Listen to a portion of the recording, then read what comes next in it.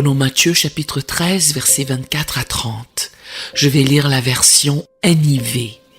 Jésus leur a raconté une autre parabole. Le royaume des cieux est semblable à un homme qui a semé de la bonne semence dans son champ. Mais pendant que tout le monde dormait, son ennemi est venu et a semé des mauvaises herbes parmi le blé, puis s'en est allé. Quand l'a-t-il fait? Pendant qu'il dormait. Quand le blé a germé et a formé des têtes, les mauvaises herbes ont aussi émergé. Les serviteurs du propriétaire sont venus vers lui et lui ont dit « Seigneur, n'as-tu pas semé de la bonne semence dans ton champ? D'où viennent donc ces mauvaises herbes ?» Un ennemi a fait cela, a-t-il répondu. Les serviteurs lui ont demandé « Veux-tu, faites attention ici, veux-tu que nous allions les arracher ?» Non, a-t-il répondu, car en arrachant les mauvaises herbes, vous pourriez arracher le blé avec elles. Laissez-les croître ensemble jusqu'à la moisson. Alors, je dirai au moissonneur, ramassez d'abord les mauvaises herbes, liez-les en gerbes pour les brûler, puis ramassez le blé et mettez-le dans mon grenier. Pouvez-vous dire Amen? Criez ceci avec moi. Le timing est essentiel. Encore une fois, le timing est essentiel. Une fois de plus, le timing est essentiel.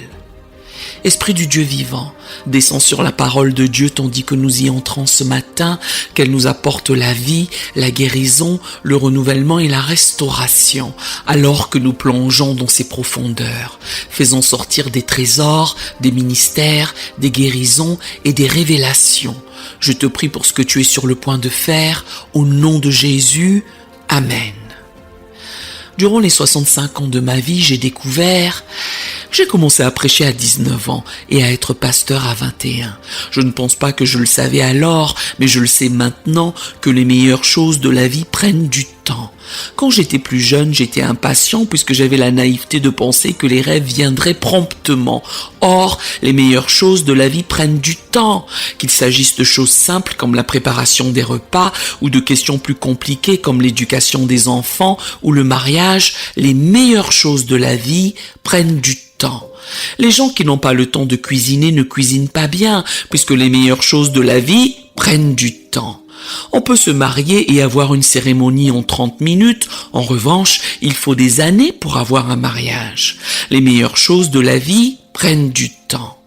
Il y a un fort contraste entre être riche et être prospère. On peut gagner à la loterie, recevoir un héritage, être catapulté des haillons à la richesse et être riche en un tour de main. Beaucoup définissent la prospérité différemment de ce que je pense aujourd'hui. Pour moi, la vraie prospérité ne tient pas qu'à l'argent, mais aux leçons qu'on apprend en luttant pour nous relever. Si on a de l'argent sans sagesse, on le dilapidera rapidement. Les meilleures choses dans la vie prennent du temps et requièrent des relations. On a l'argent, mais puisqu'on l'a eu vite, on n'a développé ni les infrastructures, ni les relations, ni les informations pour le conserver. 70 à 80% de la plupart des gens qui gagnent à la loterie font faillite dans les 5 ans. Il est impossible de s'imaginer gagner autant d'argent pour le perdre aussitôt. Or, la vérité c'est que Dieu nous enseigne que les meilleures choses de la vie prennent du temps.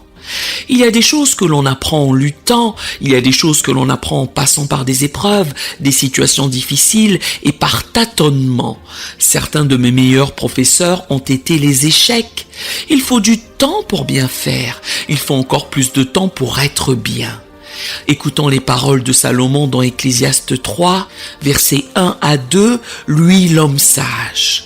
Il y a un temps pour tout, un temps pour toute chose sous les cieux. Il y a un temps pour tout, un temps pour toute chose sous les cieux. Il nous apprend que nous avons un dessein. Cela dit, comprenons-nous la saison et le temps. Nous lisons ces lignes hâtivement, sans vraiment y penser, car si nous y réfléchissions, nous saisirions que certaines personnes sont saisonnières, certaines relations sont saisonnières, certaines opportunités sont saisonnières. Pourtant, lorsque nous voyons les saisons changer, nous pensons que la bénédiction a cessé. Toutefois, ce n'est pas que la bénédiction ait cessé, mais que la saison a changé. Il y a une grande différence. J'ai plein d'arbres dans mon jardin. Il y a une grande différence entre l'aspect de mon jardin au printemps et en automne. Quand arrive l'hiver, pour être franc, les arbres sont laids, stériles et dénudés. Et si vous veniez chez moi en hiver et que vous les voyiez, vous n'auriez aucune idée de combien ils sont beaux.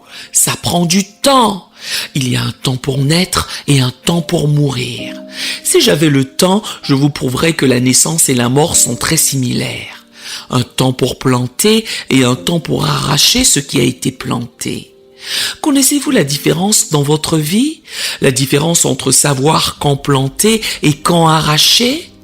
Avez-vous déjà demandé à Dieu quand planter? Lui avez-vous également demandé quand il fallait arracher?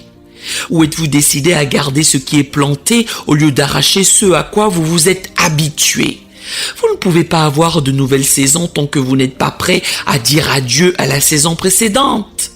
Je l'appelle l'art du lâcher-prise, l'esprit de libération, pas de lutte, de libération. Certains d'entre vous luttent pour s'accrocher à quelque chose que Dieu tâche de leur enlever. Il vous faut le libérer et le laisser partir.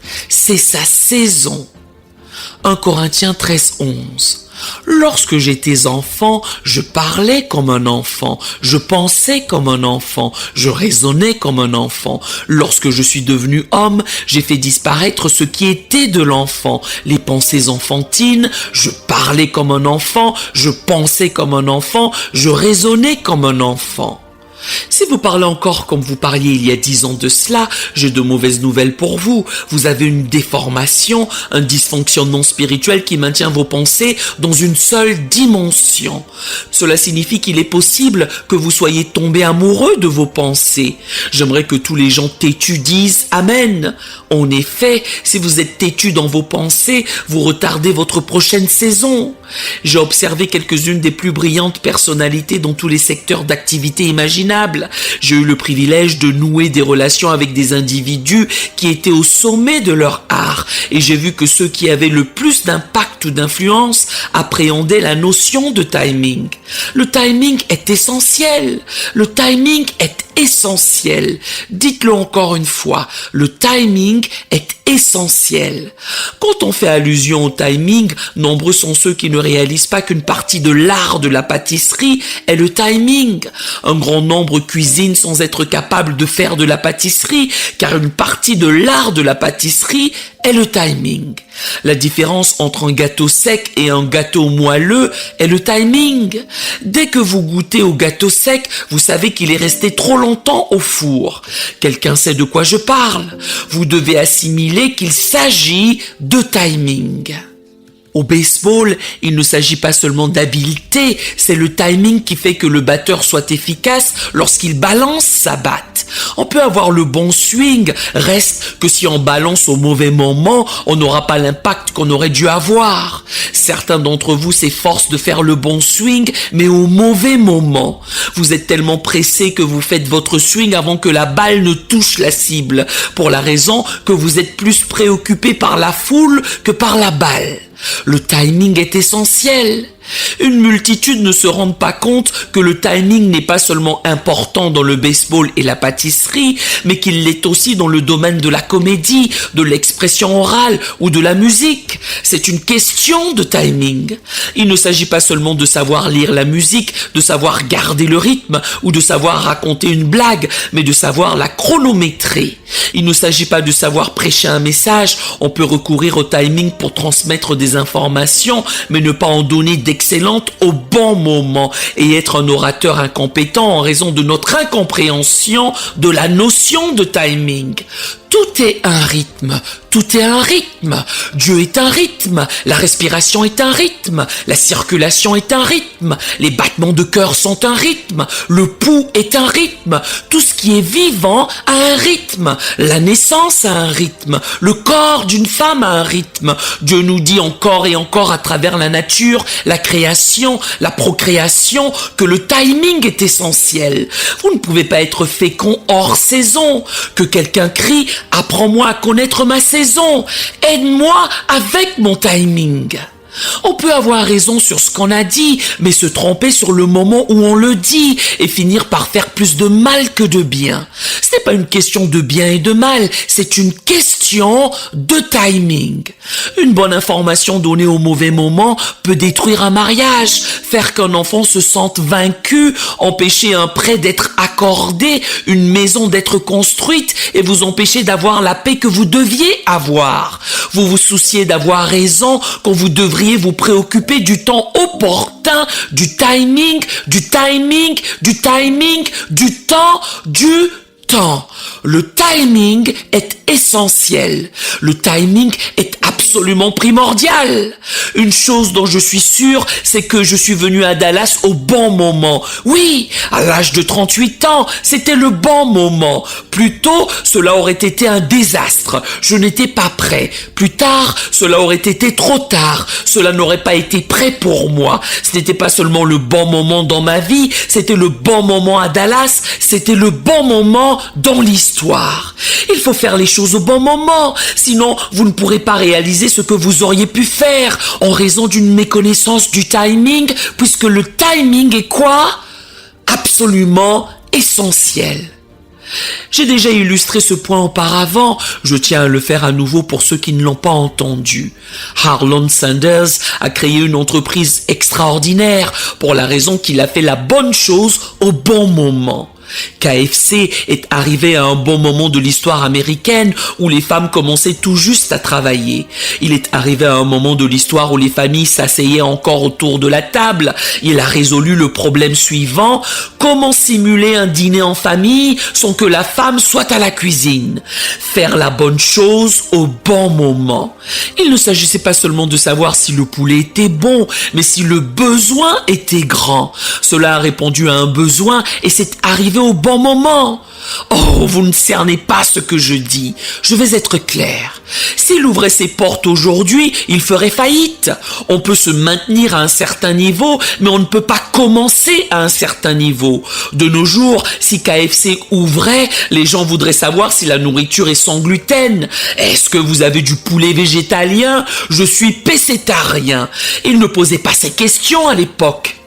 Le succès est autant une question de timing que de toute autre chose. Savez-vous quelle heure il est dans votre vie?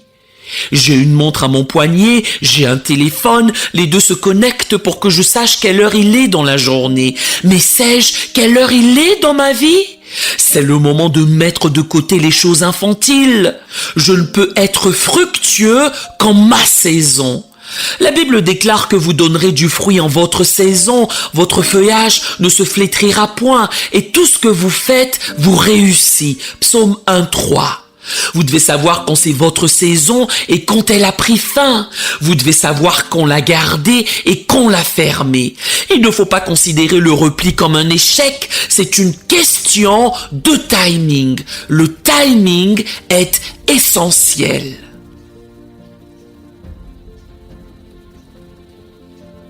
J'ai prêché sur ce texte de nombreuses fois. Je l'ai enseigné de maintes manières. Il y a un élément eschatologique de ce texte que je n'aborderai pas en ce jour, qui traite de la fin des temps, et nous pourrions l'aborder de cette façon. Seulement, la raison pour laquelle je suis dans ce texte ce matin et que je veux m'y prélasser est que depuis plusieurs jours, je vois sous terre des racines entremêlées. Pour moi, ce message n'a pas débuté avec le texte. Il s'est amorcé par une vision de racines entrecroisées sous terre. Quel que soit le type de plante au-dessus du sol, les racines s'enchevêtrent sous terre. Qu'il s'agisse de mauvaises herbes ou de blé, s'ils sont plantés au même endroit, les racines se confondent sous terre. Et depuis quelques jours, Dieu me montre des racines emmêlées. Je vais approfondir ce sujet dans un instant. Êtes-vous prêt à me suivre? Le timing est quoi? Essentiel. Le texte s'ouvre par une phrase très courante. Le royaume des cieux est semblable à. Le Seigneur nous montre que les vérités du royaume se conçoivent par des comparaisons. Il ne nous décrit pas ce qu'est le royaume, il nous dit à quoi il ressemble. Ainsi, les vérités du royaume que je suis censé extraire de ce texte seront voilées, elles seront dissimulées dans des comparaisons. Chaque fois que les vérités sont masquées par des comparaisons, il ne faut pas se laisser submerger par la comparaison au point de ne pas pouvoir creuser le sol du texte pour en extraire la vérité. Pourquoi Jésus nous raconte-t-il cette histoire? Pas seulement pour connaître l'histoire, mais pour nous permettre de percevoir la vérité occultée dans la trame de l'histoire.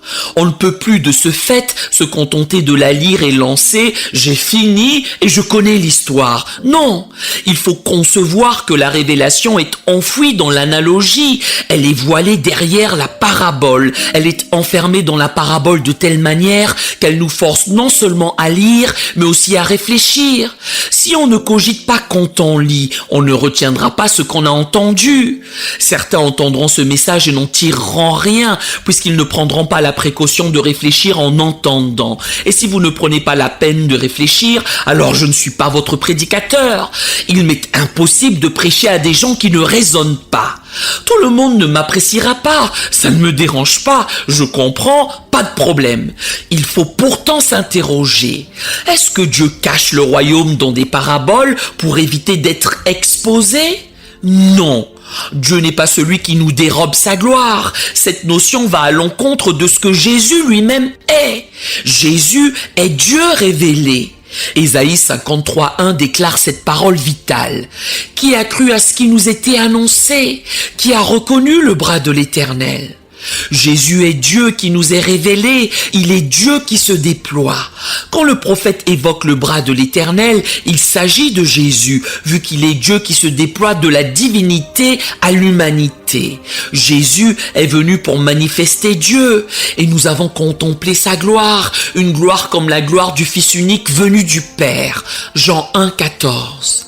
Pourquoi Jésus viendrait-il manifester Dieu pour ensuite le cacher? Il est le révélateur, il est l'auteur du livre d'Apocalypse. Jean l'a écrit, Jésus l'a dévoilé, il est le révélateur. En conséquence, ne pensons pas que Dieu masque les choses, quand en fait, il nous les révèle. Lorsque nous considérons tout cela, nous discernons que c'est l'homme qui aime les ténèbres au lieu de la lumière, puisque ses actions sont mauvaises. C'est l'homme qui s'est tapi de Dieu dans le jardin. C'est l'homme qui s'éloigne de la vérité, qui mure à Dieu sa méchanceté et son iniquité. Tout le monde ici dissimule quelque chose, tout le monde camoufle quelque chose, tout le monde ici couvre quelque chose. Dieu, en revanche, n'a rien à cacher. Lorsque Dieu verbalise que le royaume des cieux est semblable à, il ne faut pas que nous pensions que Dieu cache la vérité, comme s'il jouait à cache-cache avec nous.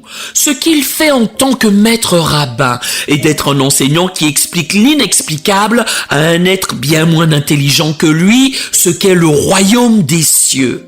Telle une maîtresse de CP qui enseigne à un élève ce que ça fait d'être à Paris, ce que c'est de voyager dans le monde. Elle doit prendre en compte l'âge et le niveau de développement intellectuel de l'élève pour pouvoir enseigner de manière efficace. Elle n'obscurcit rien, elle réduit au niveau du public auquel elle s'adresse. Lorsque Jésus affirme que le royaume des cieux est semblable à, c'est Dieu qui se baisse, c'est Dieu qui se met à notre niveau. Peux-tu le prouver? Bien sûr. Autant les cieux sont élevés au-dessus de la terre, autant mes voix sont élevées au-dessus de vos voix et mes pensées au-dessus de vos pensées. Si je vous le disais à mon niveau, vous ne comprendriez rien. Je m'adresse alors à vous en métaphore et en comparaison afin que vous appreniez ce qu'est le royaume des cieux. Et je dois trouver quelque chose à quoi vous le comparez, puisque ce dont je parle est tellement élevé qu'il faut que je le décompose dans cette première phrase, quand j'avance que le royaume des cieux est semblable à...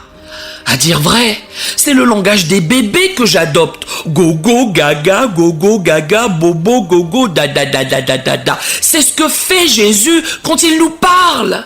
Il décompose à travers la parabole certaines vérités que nous devons prendre avec nous.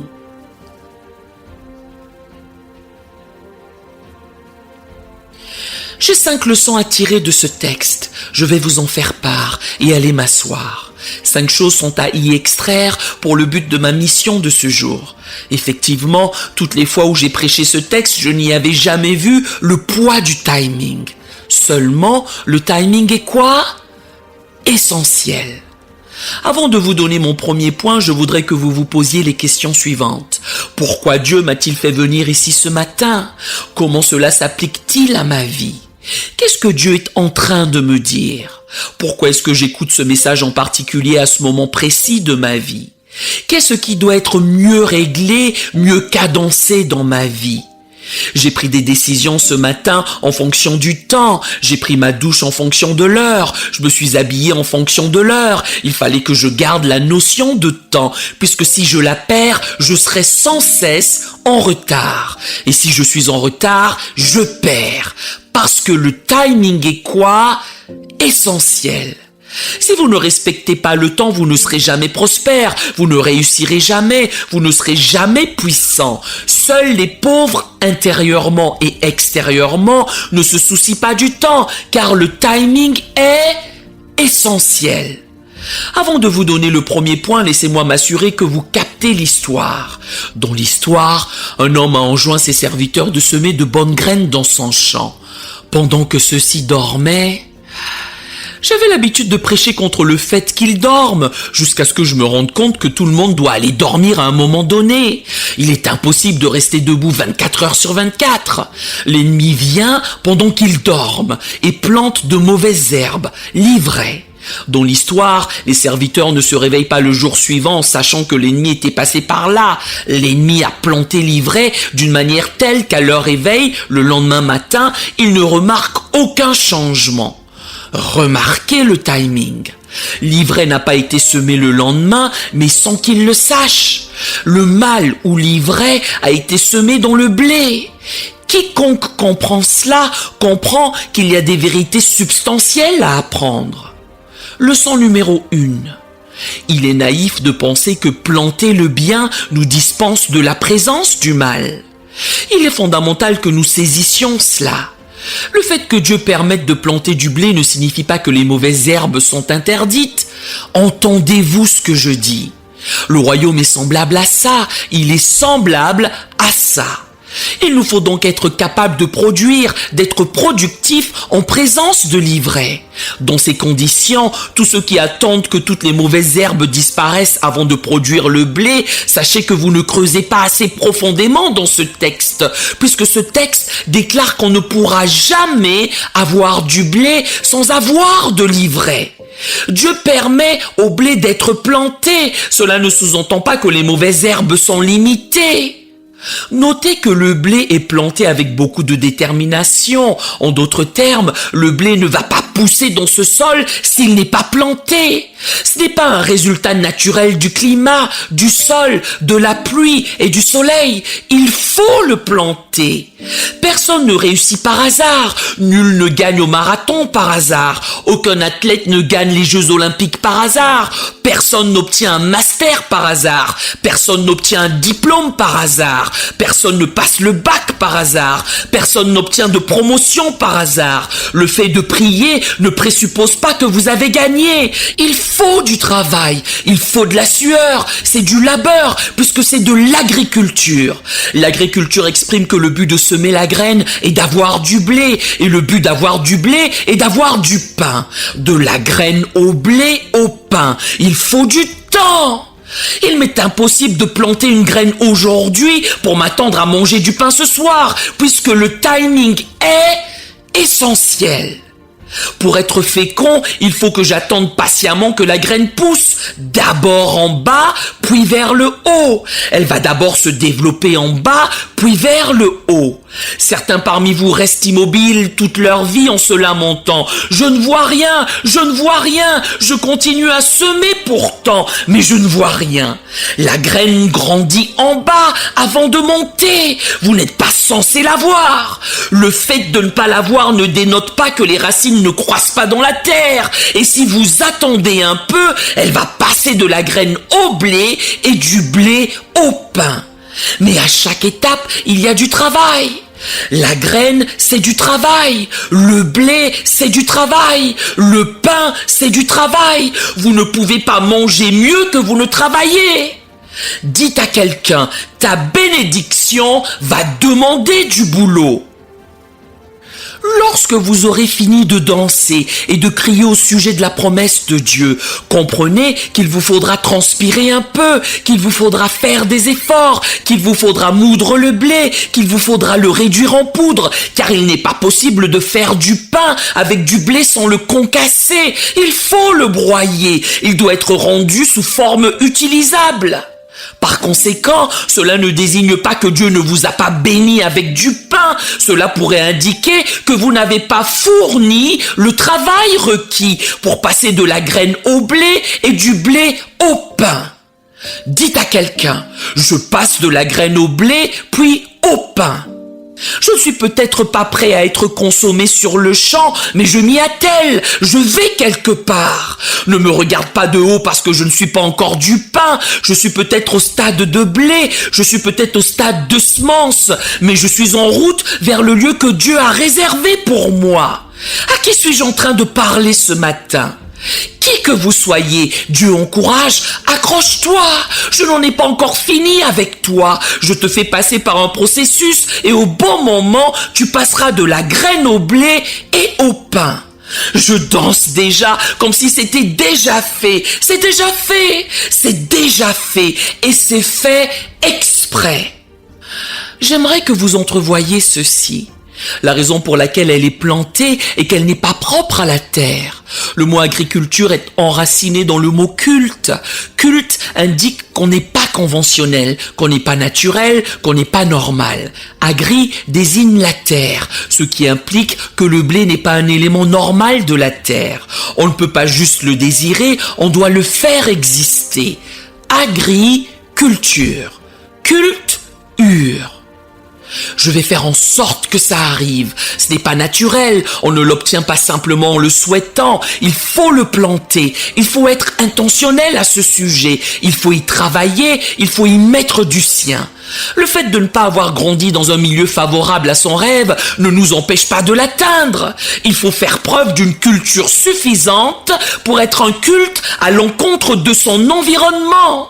Je suis la seule de ma famille, je suis le seul dans mon quartier, je suis le seul dans ma ville, je suis le seul chez moi et on ne m'aime pas lors des réunions de famille. On ne m'invite plus aux fêtes, mes amis ont changé parce que je suis un culte pour eux. J'ai enfreint la règle, je suis sorti de là. Que tous ceux qui sont sortis fassent du bruit. Oui. La foi est un culte pour l'incroyant. Elle n'est pas naturelle pour lui. Cessez de vouloir expliquer à vos collègues de travail ce qui les dépasse. Ce n'est pas naturel pour eux de croire. Si notre évangile est encore voilé, il est voilé pour ceux qui périssent. 2 Corinthiens 4:3. Ils ne peuvent pas le comprendre. Puis-je aller plus loin ?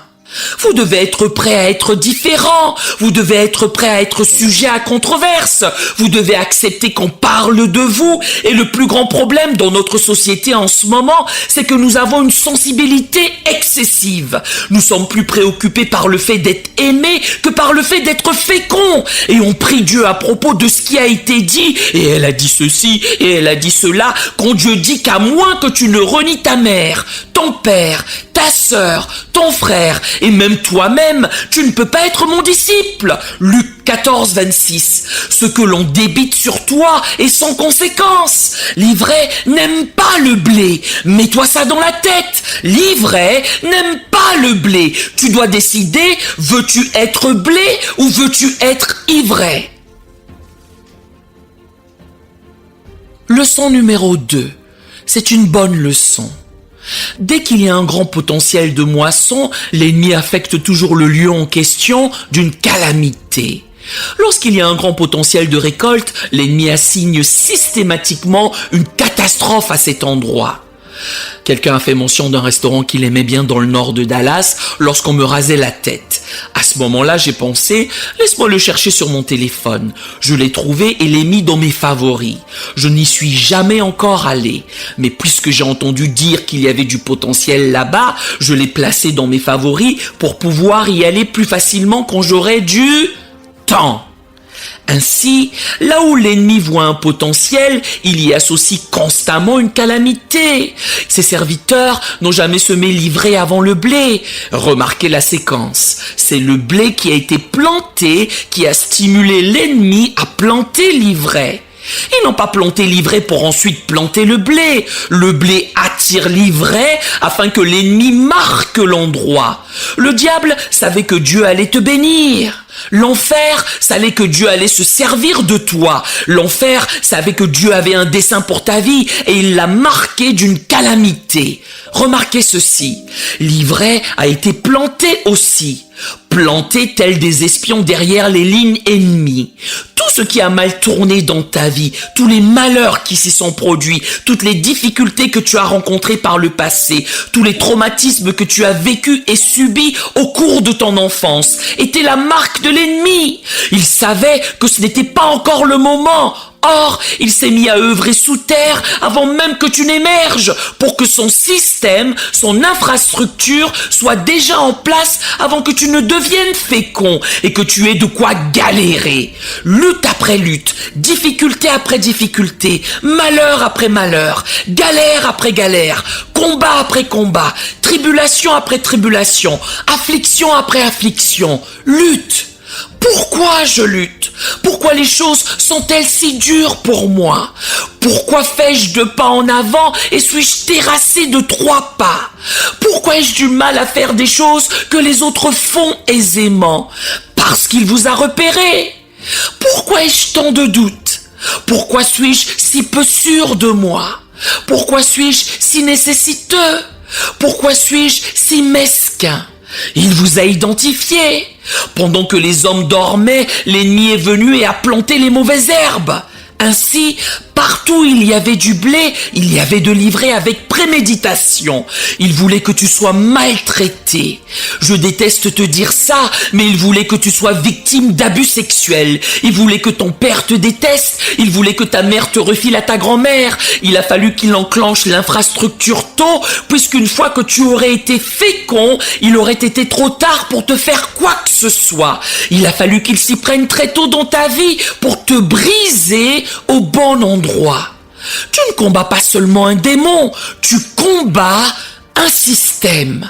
Tu te bats contre un système, tu te bats contre un système lancé contre toi. Et la raison pour laquelle il a été déclenché est que tu es du blé.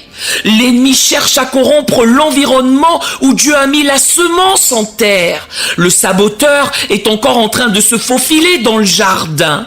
Dans le texte, il est fidèle à la loi de la première mention lorsque nous le rencontrons pour la première fois dans Genèse. Il resquille dans le jardin, il s'y introduit encore. Partout où Dieu plante quelque chose, Satan sera sans cesse en train de se tortiller dans le jardin. Il s'y est glissé à nouveau. Nous le dénicherons toujours en train de s'y balader. Le saboteur, le serpent est furtif et rusé. Il attend qu'il dorme puisqu'il sait que le timing est crucial. S'il était venu pendant qu'ils étaient éveillés, il l'aurait chassé. D'où, pendant que les hommes dorment, il s'infiltre. Il a attendu que personne ne regarde. Il a attendu que personne ne soit à la maison. Il a attendu que tu sois dans un endroit vulnérable. Il a attendu que tu sois dans une situation désespérée. Il a attendu que ton loyer soit en retard. Il a attendu que tu sois en crise. Il a attendu que tu sois un enfant. Il a attendu que tu sois dans le pétrin. Il a attendu que tu ailles en colonie de vacances. Il a attendu que tu ailles dans une école de garçons. Il a attendu puisque l'ennemi comprend que le timing est déterminant.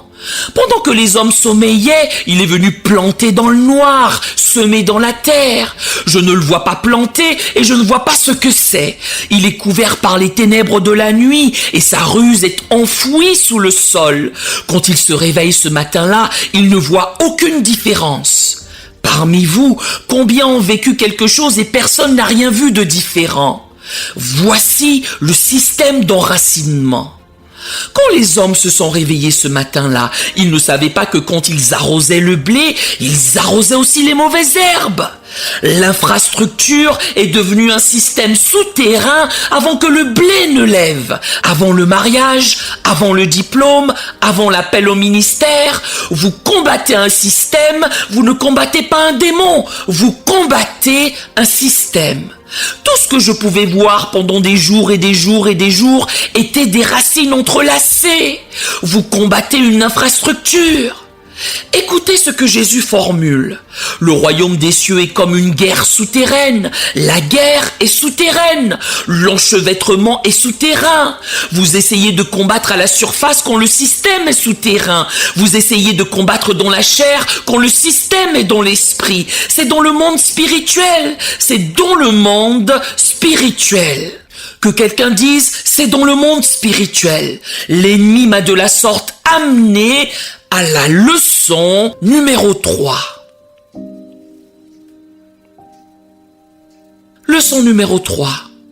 La corruption et la destruction sont deux choses différentes. La corruption et la destruction sont deux choses différentes.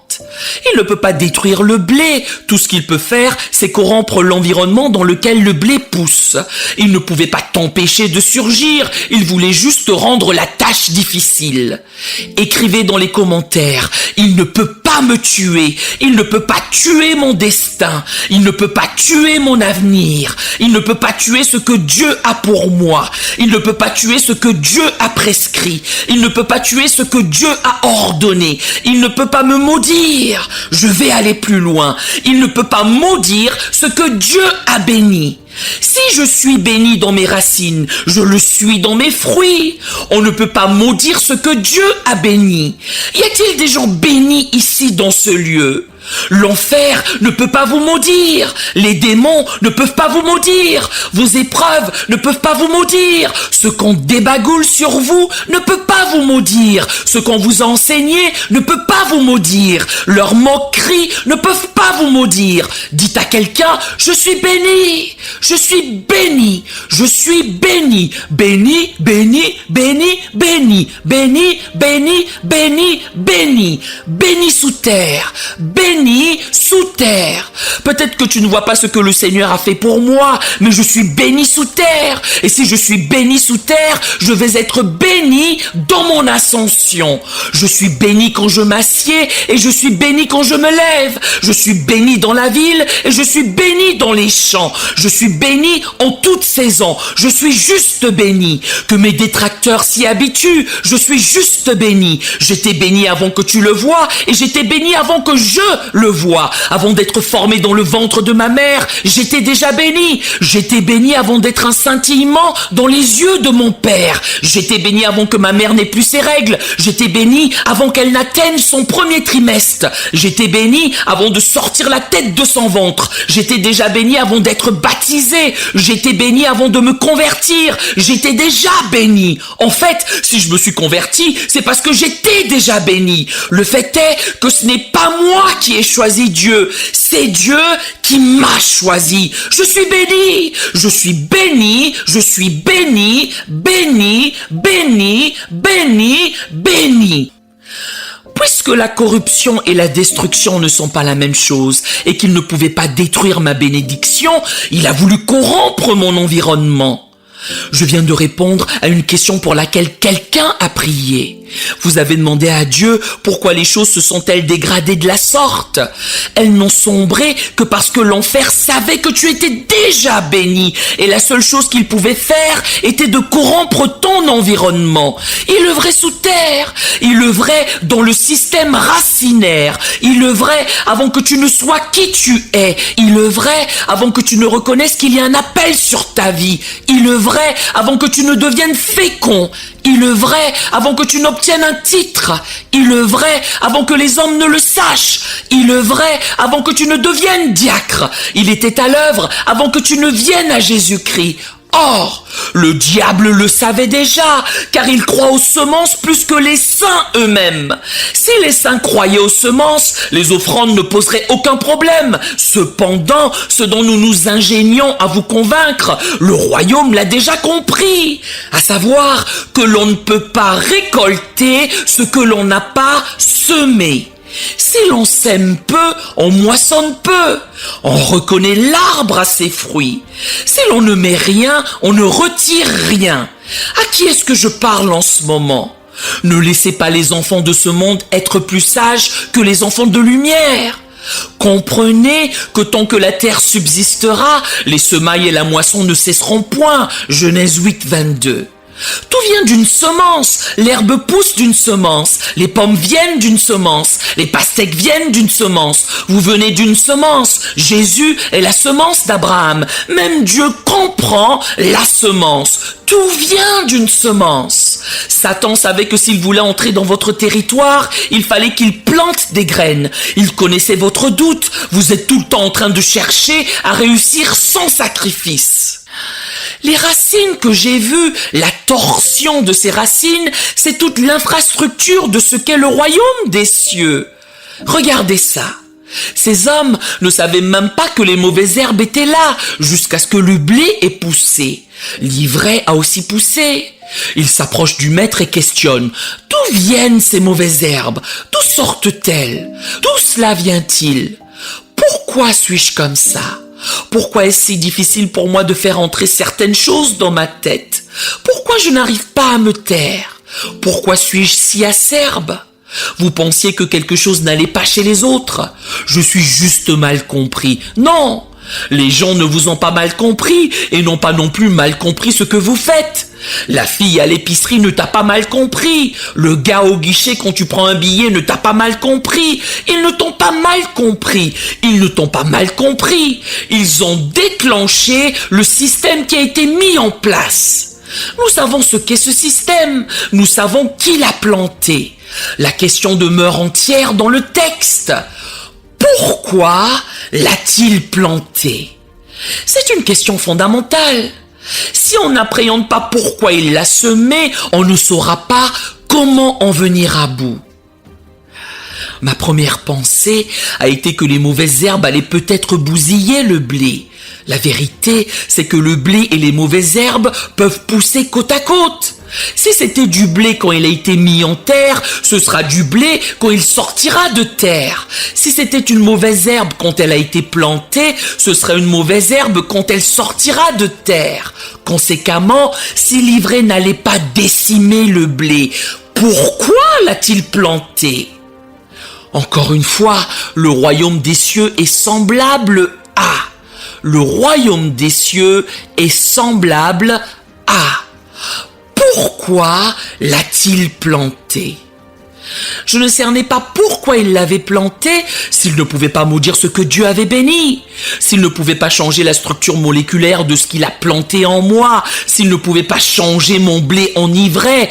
Pourquoi est-il sorti la nuit pour se glisser et mettre l'ivraie à côté du blé? La tentation ne réside pas dans la substance du blé et de la mauvaise herbe, mais dans le choix de la façon dont vous la gérez. Le mystère entier est dans la question. Quand ils s'enquièrent, d'où viennent-elles? Le maître atteste qu'un ennemi a fait cela.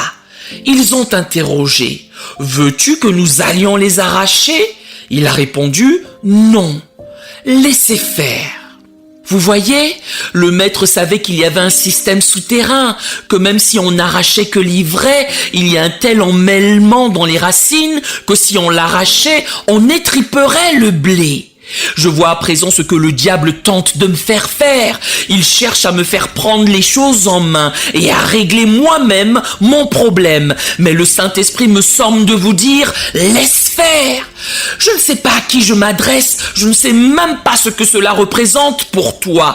Dieu expose que tu es incommodé, mais laisse faire. Tu es frustré, mais laisse faire. Tu es exaspéré, mais laisse faire. Tu es fatigué, mais laisse faire. Laisse faire. C'est un complot. Le diable veut que tu fasses quelque chose. Dieu assure que tu dois avoir assez de foi pour laisser faire. Que quelqu'un lui donne 30 secondes de louange. Alléluia! Alléluia! Alléluia! Je parle du pouvoir de ne rien faire, le pouvoir de ne rien faire. Il faut plus de foi pour ne rien faire que pour faire quelque chose. L'ennemi ne peut pas te maudire. Cela dit, il se sert de toi pour te maudire toi-même. Arrête et sache que je suis Dieu. Psaume 46, 10. Si j'ai établi que tu es du blé, tu seras du blé. Si j'ai statué que tu es béni, tu seras béni. Tiens-toi tranquille et vois le salut de l'Éternel. Les ennemis que tu vois aujourd'hui, tu ne les verras plus jamais. Exode 14, 13. Laisse faire, ne fais rien, garde le silence. La bataille ne t'appartient pas, elle appartient à l'Éternel. Je viens tout juste de déchiffrer le stratagème. C'est un piège. Si tu te hasardes à sortir de là, tu vas faire mourir ta destinée. Tiens-toi tranquille. Le diable ne peut pas te maudire. Il fait tout pour t'inciter à te maudire toi-même. Il a à cet effet conçu une infrastructure souterraine, de sorte que lorsque tu arracheras la mauvaise herbe, le blé sera arraché. Leçon 4. Permettez-moi de vous la donner. J'en ai une autre après celle-ci, je souhaite que vous l'ayez et j'aurai fini. La sage attente est l'opium de la foi. La sage attente est l'opium de la foi. D'autant plus que le temps est si onéreux. Le secret est d'attendre. Le maître explique. Laisse faire, de peur qu'en te risquant à corriger le problème, tu ne l'aggraves. C'est un coup monté. L'ivraie ne peut pas changer le blé. En ce cas, pourquoi l'a-t-il planté? Pour que tu sois impatient, que tu aies l'impression de manquer de temps et que tu fasses quelque chose immédiatement. Ta foi se manifeste par ton silence. Ce n'est pas ton combat. La sage attente est l'opium de la foi. La graine la plus précieuse qu'on puisse planter est le temps. Si on sème de l'argent, on en aura davantage, mais si on plante du temps, on n'en aura plus jamais. Et l'ennemi vous a imprégné d'un esprit de précipitation qui vous contraint à prendre les choses en main.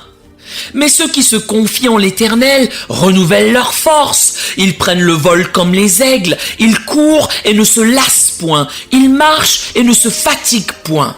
Que quelqu'un dise « Attends, attends, attends, arrête-toi !» Il ordonne « Laisse faire !» Le problème n'est pas que vous avez tort, c'est que le timing n'est pas bon. Si vous l'arrachez avant que le blé ne soit moissonné, vous perdrez toute la récolte à cause de la tentation que la frustration envers le blé suscite en vous. Suis-je en train de prophétiser à quelqu'un? Si c'est à vous que je prophétise, criez à Dieu. Si vous êtes en ligne, dites « c'est à moi qu'il prophétise ».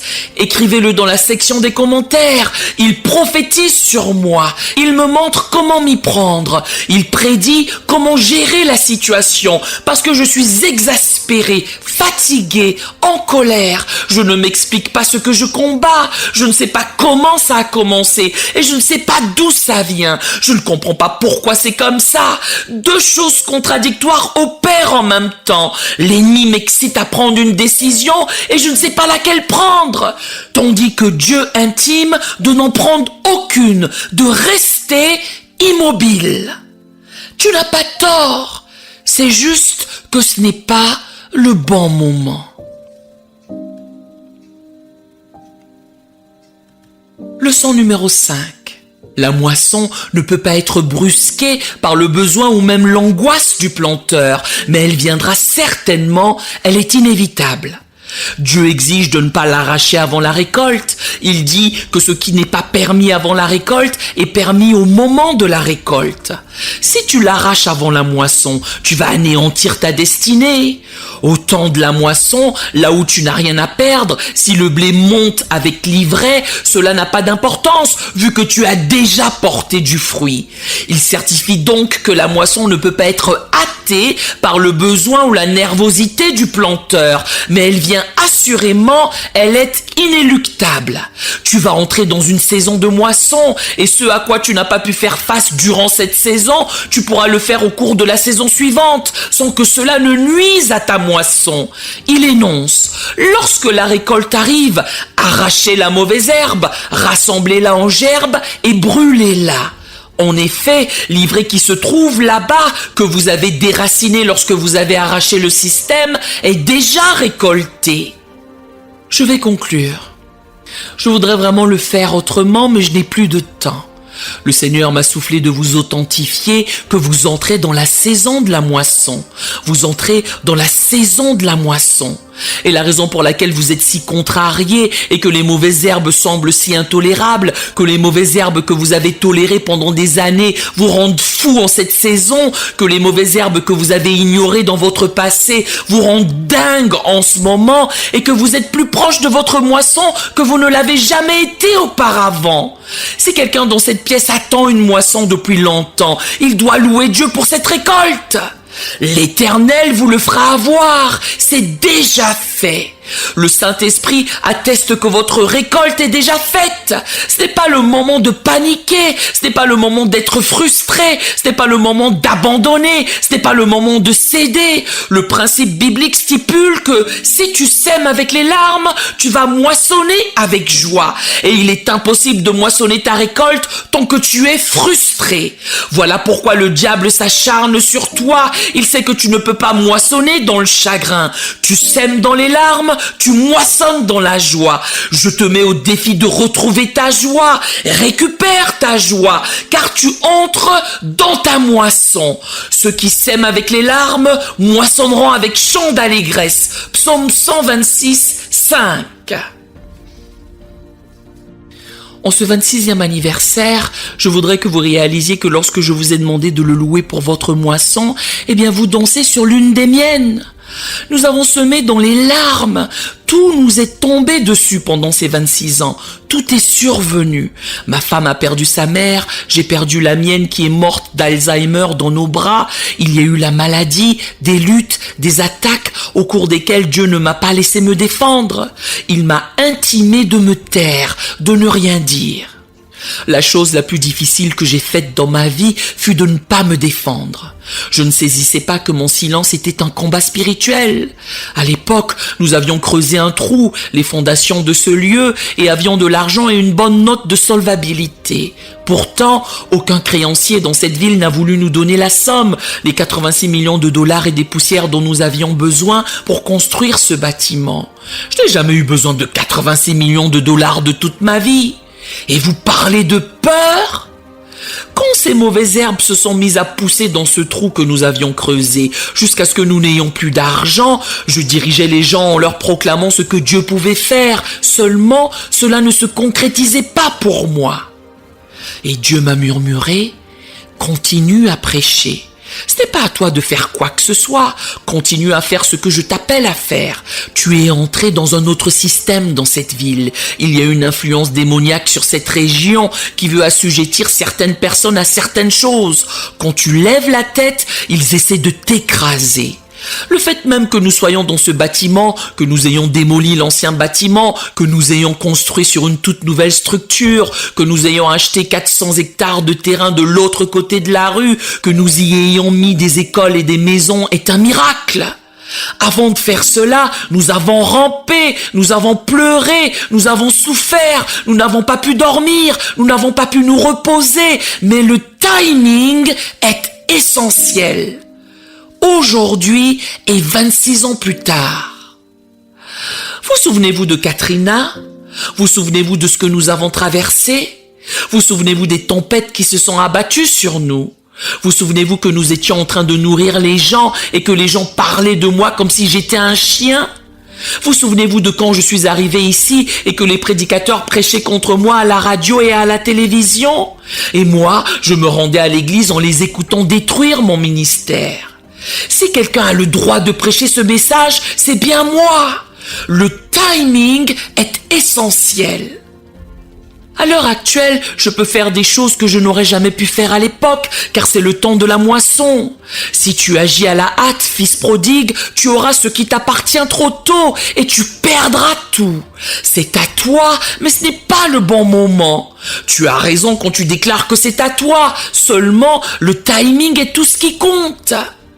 Combien de personnes ont entendu Dieu leur parler ce matin? Tapez dans la section des commentaires si vous avez entendu Dieu. Vous savez, nous vous enseignons sans arrêt sur la foi de faire, la foi de toucher, la foi de se traîner comme la femme à la perte de sang, la foi de jeter votre lit et de marcher, la foi de laisser tomber vos béquilles, la foi d'aller à la piscine. Néanmoins, nous ne vous enseignons jamais la foi de rester tranquille. Il y a certaines attaques qui viennent contre vous dans le royaume et la chose la plus intelligente à faire est de ne rien faire, pour la simple raison que ce n'est pas encore le moment. Le timing est essentiel. Je vais prier.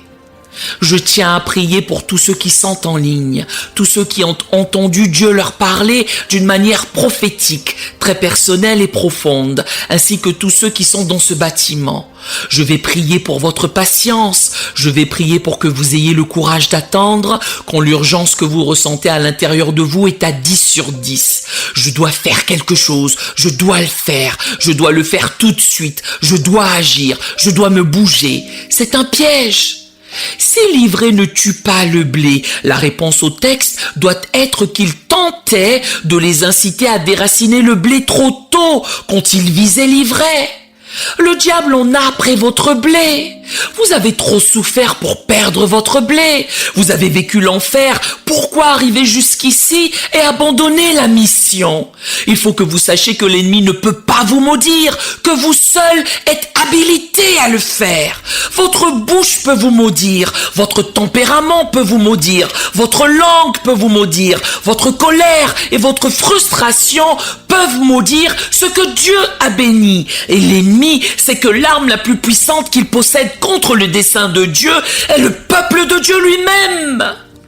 Si nous ne sommes pas en ce moment au temps de la moisson, c'est qu'elle ne viendra pas. Si la moisson de la terre n'est pas mûre, si nous ne vivons pas dans les derniers jours, eh bien, c'est que je ne sais pas ce qu'est le dernier jour. Si vous ne parvenez pas à faire la différence entre votre Bible et votre journal, sans pouvoir dire lequel vous lisez, c'est que nous vivons les derniers temps de l'histoire. Dieu est Dieu. Nous avons toutes sortes de fléaux, et avant d'en vaincre un, en voici un autre, et en voilà un suivant, et un autre encore. La Bible l'a toujours dit, mais quand on l'étudiait, on ne le voyait pas. Nous l'étudiions, mais nous ne voyions pas toutes ces maladies sans remède, sans solution, qui surgissent. Et avant que l'on ne puisse se débarrasser de l'une d'elles, voilà qu'une autre se présente. Il y a tellement de Covid dehors, tellement de maladies de singes. Nous avons la grippe aviaire, nous avons toutes sortes de maladies. Voilà que nous sommes à court d'animaux maintenant. Pourtant, on est encore là. Comment osez-vous être frustré quand vous respirez? Vous êtes encore là. Il y a des charniers et vous êtes toujours là. Si vous ne trouvez pas de joie, si vous ne croyez pas en Dieu aujourd'hui, vous ne croirez jamais. Il a protégé certains d'entre vous du Covid. D'autres ont été délivrés par le Covid. Vous êtes un témoignage vivant et parlant, car rien de ce que l'ennemi a fait à votre rencontre ne vous a empêché d'être ici aujourd'hui. Vous devriez être plus reconnaissant, vous devriez être plus fidèle, vous devriez le louer davantage, vous devriez avoir plus de discipline, plus de structure, vous devriez être reconnaissant, plus gracieux, plus reconnaissant de ne pas être sous respirateur, plus reconnaissant. Si vous n'étiez pas sur le point d'entrer dans la moisson, tout l'enfer ne se déchaînerait pas contre vous. Le système ne se retournerait pas contre vous. Regardez ce qui arrive au système dans notre pays. Regardez-les s'effondrer, tomber, se débattre et se désagréger. Nous nous précipitons. Vous rappelez-vous, si vous êtes dans cette église depuis un moment, que je vous ai annoncé à tous il y a quelques années que j'avais l'impression que nous nous ruons vers quelque chose. Je ne sais pas ce que c'est. Vous rappelez-vous ce que je vous ai dit? J'ai partagé que j'avais l'impression qu'on se pressait vers quelque chose. C'est comme si tout était accéléré et que nous allions vers quelque chose. Je n'arrive pas à voir ce que c'est, mais nous nous ruons vers quelque chose.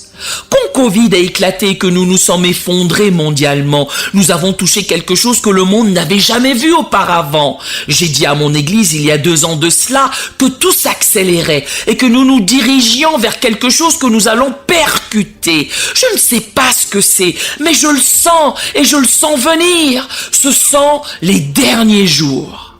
Le timing est essentiel. La Bible soutient qu'il séduira, s'il était possible, même les élus. Matthieu 24, 24. Et il s'évertue à vous tromper pour que vous preniez des décisions stupides. C'est un traquenard. C'est une embuscade. Votre patience est capitale. Votre endurance est primordiale. Votre tolérance est nécessaire. Vous devez lui faire confiance pour finir ce qu'il a commencé.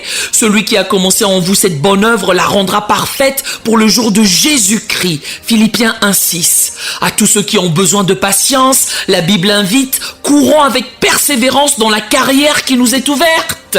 Quel oxymore! Comment puis-je courir et être patient? Ce sont 2 sentiments différents. Dieu dit que tu dois garder ton rythme et calmer ton esprit. Tu dois courir avec patience. Tu dois avoir une respiration régulière et des jambes rapides. Cours avec patience. Le timing est essentiel. Tu n'es pas oublié, tu n'es pas abandonné, tu n'as pas été délaissé. Je sais que c'est effrayant d'être entouré de mauvaises herbes, mais toute arme forgée contre toi est sans effet. Tu dois croire que cela va encore se produire, qu'il n'est pas trop tard, que tu n'es pas trop enfoncé, que Dieu ne t'a pas oublié. Sois tranquille et fais-lui confiance dès maintenant. Nous sommes dans un endroit dangereux. On ne peut pas faire confiance à nos frustrations, à nos humeurs et à nos sentiments. Je sais qu'il y a une conception eschatologique de ce texte que Jésus mentionne dans un autre chapitre. Je sais tout cela, je perçois tout cela. Or, ce que le Saint-Esprit m'a chargé de vous donner, c'est que ce texte est une sorte de parole réma pour votre situation. Sois tranquille, tais-toi, garde la paix, loue ton Dieu. Fais savoir au diable que tu sais que si tu as été planté en terre en tant que blé, tu en ressortiras en tant que blé et que tu vas passer de la graine au blé et au pain. De la graine au blé et au pain.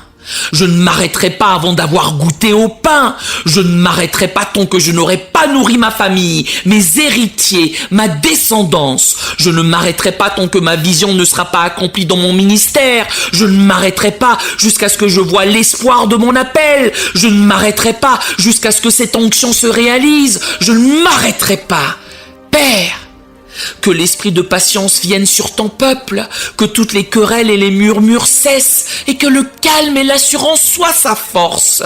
Le calme et l'assurance notifient qu'on est fort, pas bruyant et tapageur, et qu'on ne crie pas. Le calme et l'assurance seront votre force. Soyez tranquilles et sachez que je suis Dieu. Nous aimerions vous donner l'opportunité de faire de Jésus le Seigneur de votre vie. Voulez-vous bien prier avec moi? Dites, Seigneur Jésus, je me repens de mes péchés. Viens dans mon cœur. Je fais de toi mon Seigneur et Sauveur. Et merci, Seigneur, pour le baptême du Saint-Esprit en moi. Dans le nom de Jésus. Par cette simple prière, nous croyons que vous êtes nés de nouveau. Allez dans une bonne église qui est basée sur la Bible. Donnez à Dieu la première place. Nous espérons de tout cœur que ce message vous encouragera. Si vous connaissez quelqu'un qui puisse être encouragé, s'il vous plaît, envoyez-le lui. Édifions le corps de Christ ensemble. Nous publions un nouveau message chaque lundi et un message court chaque jeudi. Appuyez sur la cloche des notifications pour vous le rappeler. Merci infiniment de nous soutenir en vous abonnant à notre chaîne. Que Dieu vous bénisse abondamment.